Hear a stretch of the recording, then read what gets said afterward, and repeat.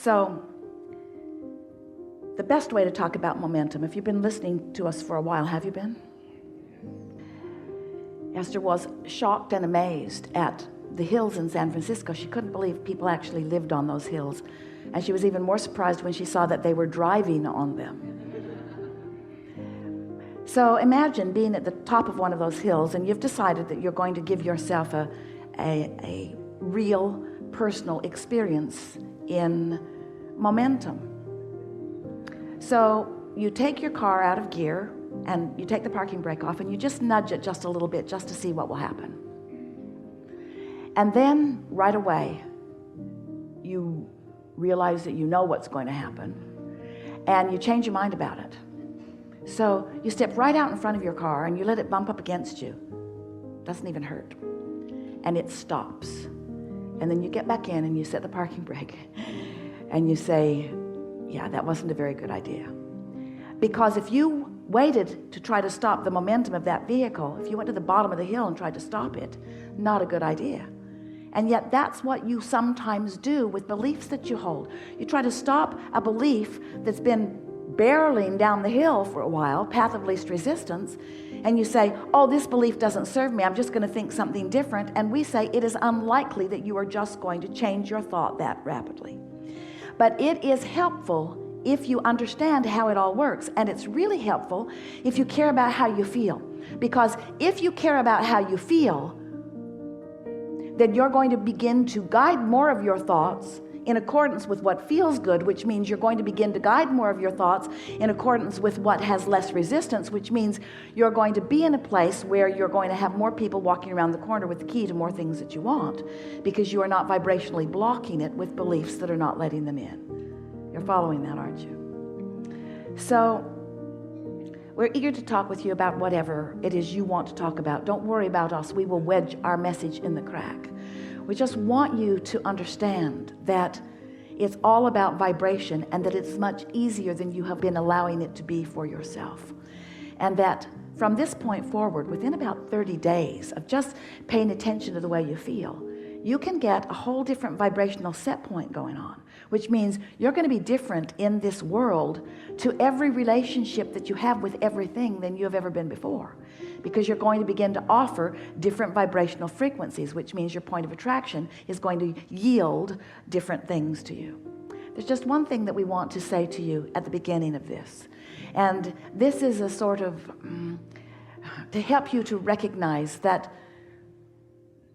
none of these words are really helpful to you at all unless something that you are living matches up with these words. So many of the things that you will hear from us today, you will feel resonance with them because the source within you knows them, and because your belief system is not in such opposition to them, you're allowing that knowing to flow through. When you feel true resonance with something, that means no resistance, and the whole of you is having this moment. But some things will challenge a little bit because you don't believe them yet. You don't believe in your prosperity as we know from seeing your vortex. You don't believe in your abundance of all things that you want in the way that we do. And so it's going to take some life experience that's going to help you to understand that. But here's how it works. When you think on purpose and then life experience delivers the results that you thought you would get from thinking on purpose, that is the best living that you can live. That's the best understanding that you can get, you see. Because words don't teach, it's only life experience. We're going to give you a piece of something that will help you so well, because if you are accepting that you live in a vibrational universe, do you? And if you are accepting that in this vibrational universe that law of attraction is the manager of that and that you are getting what you are thinking about, do you accept that? Then this is going to be very helpful to you. When you slumber, when you're asleep, your momentum stops. It subsides. Isn't that nice to know? Do you like knowing that? We like knowing that. We like you knowing that. We really, really want you to know that, because what that means is when you awaken in the morning, you are wobble free. When you awaken in the morning, you don't have vibrational discord. And by wobble, we mean when you think about what you're wanting and then you think about the absence of what you're wanting, you're offering two vibrational frequencies at the same time, which causes a wobble in your vibration. When you think about what you want, only about what you want, law of attraction is going to add momentum to that, and what you want is going to get stronger and stronger and stronger and stronger and stronger until there's going to be a manifestation point. People who you see around you who are really thriving in incredible ways are those who don't have wobble in their vibration. They know what they want. They think about what they want. They don't doubt what they want. They believe what they want. So they're not introducing contradictory vibration. We've been calling that resistance through the years. Today we want to call it your wobble, because we want you to realize that you can do something about the wobble. When you say, I want that, I really want that, I've always wanted that, I really want that, I really want that, I've wanted that a long time, it starts to wobble. In fact, I really, really want this thing that I do not have. Wobble, wobble, wobble, wobble, wobble. I want it, and you know, I'm not the only one who wants it. A lot of people want it. Can you feel the wobble getting bigger and bigger and bigger? It's just not right. So many of us who want this thing that we don't have, can you feel how big the wobble is getting? And so you can tell by the way you feel. When you have strong negative emotion about something, you've got a big time wobble going on. A wobble that is resistance, that is preventing you from the vibrational realization of what you want. Now what that means is, when we say vibrational realization, haven't you wondered? You have to have wondered. You just surely have to have wondered. If you've been listening to us for a while. Have you been listening to us for a while? We know. And as you've been listening to us for a while, and we've been talking to you about you create your own reality, you have to have wondered, all right, Abraham, I'll play your silly game. I'll do that process and that one and that one. I'll do a better job of lining up my vibration. I even accept the ridiculous thing you draw out here in the air that you call the vortex. I'll even accept that, maybe. But you have to have wondered, how do those ideas, how do those desires, how do those hopes and dreams, how do those vibrational realities, how do they get into your real life experience? How do you turn those thoughts to things?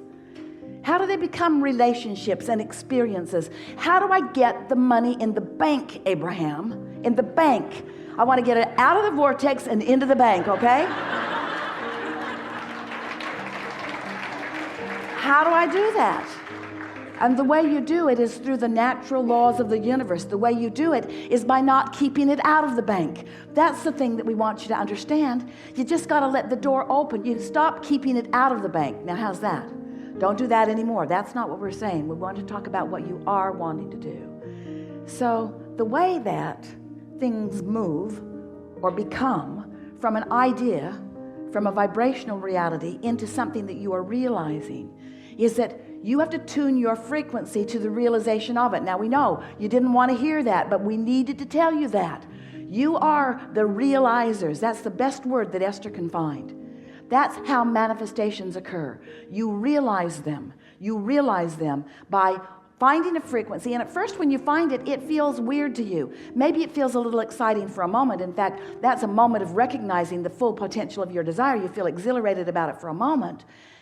But if you don't shoot it in the foot, if you don't wrestle it to the ground and kill it with reality, if you don't but it to death,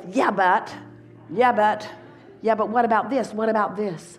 Esther said to us in the beginning, Abraham, it's true. This thing that I know that you don't want me to talk about is a true thing. Don't you think that I should at least acknowledge that it is a true thing? And we said, there are all kinds of things in this world that are true that you want to live. And there are all kinds of things that are true in this world that you don't want to live. We would let whether you want to live them or not be the criteria for whether you give your attention to them.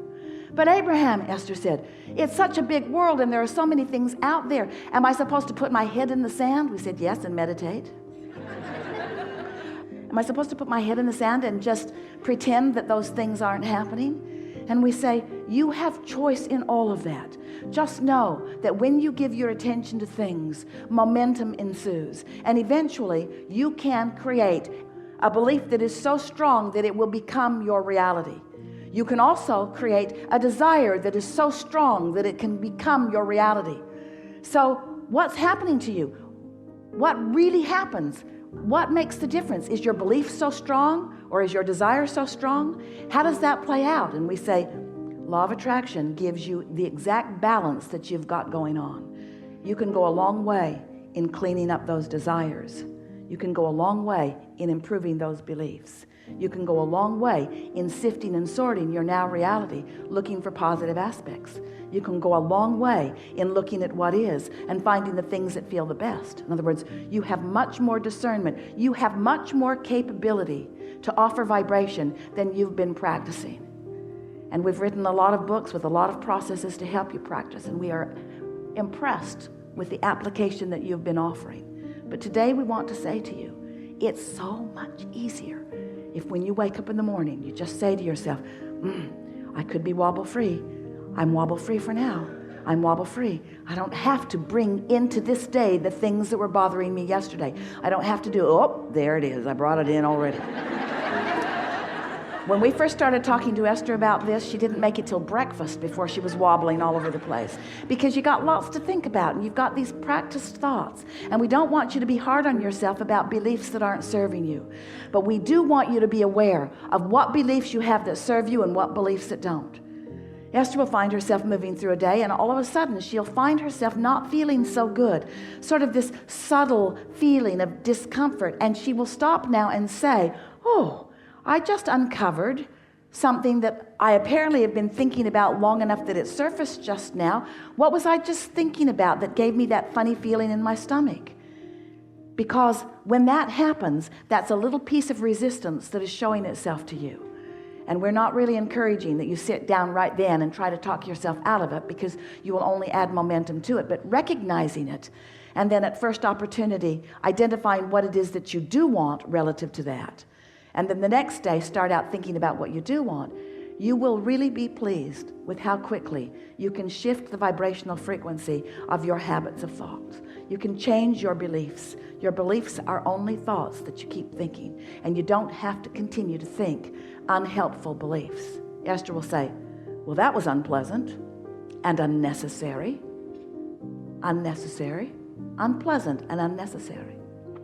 So what we're really saying to you is, it is our powerful desire that you love yourselves as we love you, enough that you are willing to stop torturing yourself with unpleasant thoughts, that you will stop accepting negative emotion as just the way life has to be. You say things like, these are hard times. They are not hard times. You say things like, the economy's bad. The economy is not bad. Economy is an individual thing, and there are those who are thriving,